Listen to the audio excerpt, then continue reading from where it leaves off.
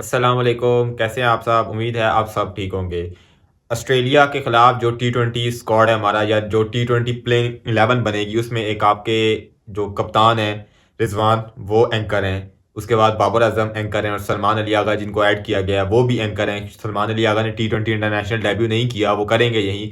और अगर strike rate की बात की जाए तो बाबर आजम का 129, रिजवान 126, सलमान अली आगा का तो कम होगा। आपके तीन बैटर हैं एंकर, तो ये सरवाइव कैसे करेंगे? अगर आप दुनिया की क्रिकेट की तरफ देखें तो आपकी दुनिया की क्रिकेट की तरफ पहुंचिए, मुझे बताने की जरूरत नहीं है, आपको खुद भी पता है। आजकल दुनिया की क्रिकेट इतनी तेज हो गई है कि 150 स्ट्राइक रेट से नीचे बात ही नहीं होती। कितनी? 150 स्ट्राइक रेट से नीचे बात नहीं होती। अब आपके तीन एंकर बैटर यहाँ कैसे सरवाइव करेंगे? अब आपको यहाँ तेज हिटिंग वाले बैटर चाहिए, ठीक है। हर कोई ये बात करता है कि बाबर आजम एंकर है, या रिजवान एंकर है, या XYZ कोई भी एंकर बैटर है, ठीक है। तो अगर आप बात करते हैं कि फॉर एग्जांपल बाबर आजम का स्ट्राइक रेट कम है, तो मुझे ऐसे लगता है कि आप अगर मसला बताते हैं ना, तो आप उस मसले का हल भी बताएं, ठीक है। बाबर के बारे में आप कहते हैं स्ट्राइक रेट कम है, तो वो इंप्रूव कैसे होगा, आप उसके बारे में बात करें। मैं बात करूंगा, एक अलग वीडियो जरूर बनाऊंगा कि बाबर आजम का स्ट्राइक रेट। उसके बाद जो आप एंकर का मसला है, मुझे भी यकीन था कि साइम अयूब बहुत एक्स्ट्राऑर्डिनरी कर देगा। मुझे भी यकीन था कि हारिस जैसे 22 में खेला उसके बाद और इंप्रूव करेगा, लेकिन ऐसा हुआ नहीं। साइम अयूब ने इंटरनेशनल में कुछ कर नहीं पाए। Extraordinary talent, there is no doubt about it कि साइम और हारिस एक्स्ट्राऑर्डिनरी टैलेंट है, लेकिन वो कुछ कर नहीं पाए, ठीक है। वो ऐसे बैटर हैं जो गेम को साइड करने का स्किल्स रखते हैं, मतलब साइड कर सकते हैं, वन साइडेड गेम कर सकते हैं, जैसे हारिस ने 2022 में आपको किस तरह बूस्टअप दिया। तो ये अच्छे बैटर हैं, लेकिन लेकिन इनके ऊपर आप बिलीव मैंने भी किया है, मैंने बड़ा बैक किया, लेकिन आपने इनको देखा, हारिस ने इंप्रूव होने के बजाय दिन ब दिन मतलब ब्रेनलेस शॉट्स मारना शुरू कर दिए हैं। इंप्रूवमेंट के बजाय वो जमीन में घुसता गया। साइम अयूब 35 मैच खेल चुका है इंटरनेशनल, क्या एवरेज बनती है उसकी? 20 से भी कम। तो इंप्रूवमेंट आपके यंगस्टर में है नहीं। आपके पास एग्रेसिव एग्रेसिव आप बातें तो करते हैं, दुनिया की एग्रेसिव क्रिकेट है, तो उसका जो टैलेंट है आपके पास, क्या टैलेंट है एग्रेसिव? कहाँ है आपके पास? आप बताएं ना, मसले का मुझे यंगस्टर का नाम बताएं ना, कौन जो है ना एग्रेसिव है। कामरान गुलाम तैयब ताहिर हो गया, सिबुल्ला हो गया, क्या ये 150 से ऊपर खेलने वाले हैं? नहीं है। 150 से ऊपर खेलने वाले दो हैं जिनका हाल आपके सामने है। तो आपके पास हल है ही नहीं, ठीक है। आपने इनके साथ जाना ही जाना है, ठीक है। अब ये तो नहीं है कि आपको कि हमारे पास कोई है नहीं तो कोई भी नहीं जाएगा, तो इनके साथ ही जाना है। और जहां तक बाबर आजम की बात है, बाबर आजम ने ओवर द ईयर्स अपना स्ट्राइक रेट को इंप्रूव किया है, इंप्रूव किया है। अब ये नहीं मैं कहता कि हेड जैसा इंप्रूव कर दिया, लेकिन अपनी गेम उसने इंप्रूव किया है।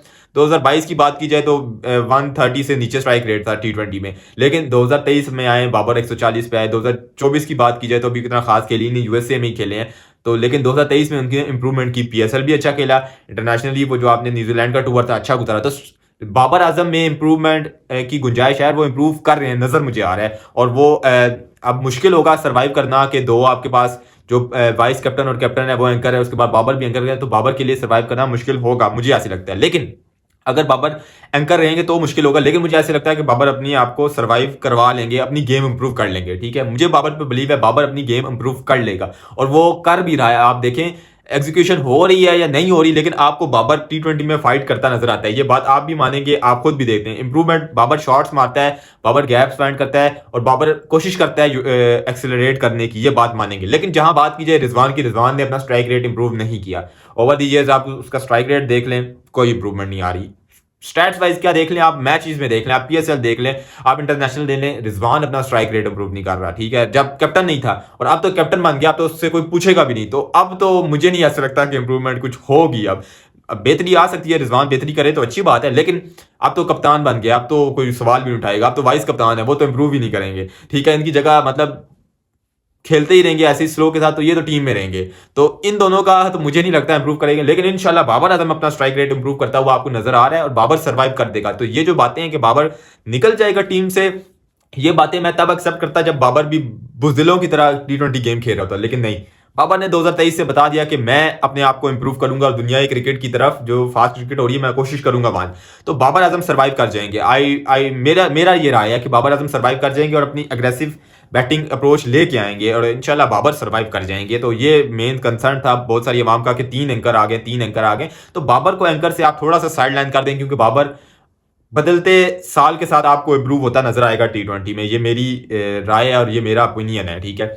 और जहां तक उन दोनों की बात है तो उनका अल्लाह ही मालिक है। और खैर जो आपके यंगस्टर हैं, वो तो ऐसे आ नहीं रहे, ठीक है। साइम अयूब और हारिस को, दोनों को डोमेस्टिक। मुझे साइम अयूब से, मैंने पिछली वीडियो में कहा कि साइम अयूब को आप लाडला न बनाए, तो मेरा उससे कोई मसला नहीं है, मैंने हमेशा उसको बैक किया, लेकिन वर्ल्ड कप से पहले मैंने उसको बैक किया, लेकिन वर्ल्ड कप के बाद साइम अयूब को चाहिए कि वो डोमेस्टिक खेले, ठीक है। उसकी टेक्निकल फ्लॉज हैं। साइम अयूब और हारिस, आप उनको दोनों को देखें, वो अपनी फेवरेट शॉट्स पे नो लुक पे आउट हो रहे हैं, हारिस अपनी स्कूप पे आउट हो रहा है। तो जब एक बैटर अपनी फेवरेट शॉट्स पे आउट होने लगे ना, तो उसके मतलब है कि उसका जो मेंटल है, या आप कह लें कि उसकी टेक्निक वाइज वीक होता जा रहा है। तो टेक्निक बेहतर कैसे होगी? T20 से नहीं होगी। तो डोमेस्टिक वो टेक्निक बेहतर कर लेंगे और खुद के ऊपर इंप्रूवमेंट करेंगे, तो ही वो सर्वाइव कर पाएंगे T20 में भी। वो उन्होंने अगर सर्वाइव करना है तो उनको एक दफा डोमेस्टिक का रगड़ा खाना होगा, अपनी टेक्निक ठीक करनी होगी। जब वो अपनी फेवरेट शॉट पे आउट हो रहे हैं तो इट्स मीन कि वो सर्वाइव नहीं कर सकते। ऐसे नहीं होता कि आप आके बल्ला ही घुमाना शुरू कर दो, इतनी भी T20 गेम नहीं होती है, देख के सोच समझ के ही खेलना होता है। तो जैसे साइम और हारिस को है, इनको डोमेस्टिक जाने की जरूरत है, इनको डोमेस्टिक खेलने की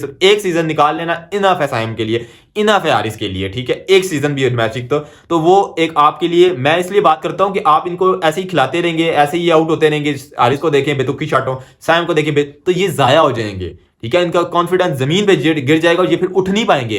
इसलिए मैं कहता हूं कि इनको अभी से डोमेस्टिक भेजो, इनको बैक करो कि यार तुम डोमेस्टिक खेलोगे, अच्छा तुम टीम में वापस आओगे, इनका कॉन्फिडेंस बूस्ट होगा। ये जहां इंटरनेशनल में फेल होते रहेंगे, इनका कॉन्फिडेंस और जमीन में जाता जाएगा। तो ये रेयर टैलेंट है और इन दोनों को बचाने की जरूरत है।